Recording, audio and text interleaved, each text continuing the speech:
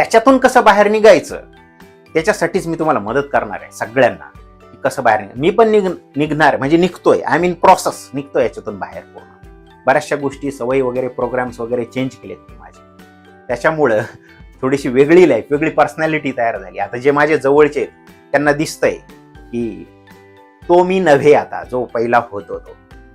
तुमच्यात पण असेच बदल घडून यावेत म्हणून तुम्हाला हे जाणून घेणं गरजेचं आहे. बघा, चांगले बदल. तर प्रोग्राम कसे तयार होतात तुम्हाला सांगितलं. पहिलं तर लोकांनी सांगितलं, फीडिंग. दुसरं आपण स्वतः अनुभव घेतो, मग तो प्रोग्राम तयार झाला, फिक्स बिलीफ तयार झाले.